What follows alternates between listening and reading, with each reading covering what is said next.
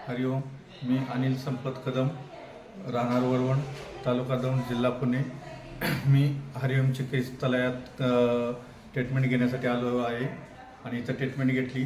त्याचा मला भरपूर फायदा झालेला आहे.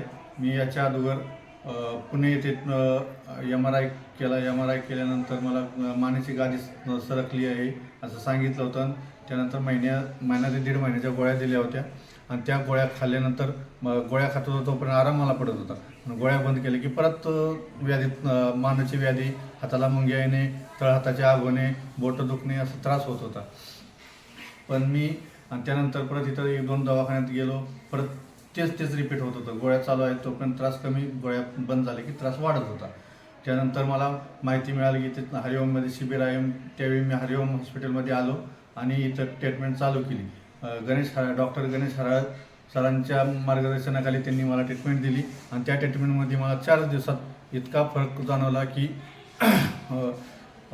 माझ्या हाताच्या मुंग्या बंद झाल्या आणि माझे तळहाताचे जे आग होत होती तेही बंद झाले, मानाचे दुखणे बंद झाले आणि जे पुण्यातल्या डॉक्टरांनी सांगितलं होतं की मानाची गादी सरकली, तिचं जागेवर बसली नाही तर तुम्हाला ऑपरेशन करावं लागेल.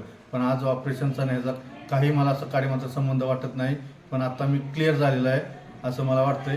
आता थोडीफार ही मला व्याधी नाही, नॉर्मल फक्त जाणवतं. ते ट्रीटमेंट पूर्ण झाल्यानंतर सगळं होऊ शकतं, हे तर गॅरंटेड आहे. हे आल्या डॉक्टरांनी मला सांगितलं होतं की तुमच्या व्याधी पूर्णपणे बंद होते, ती गॅरंटेड बंद झालेली आहे.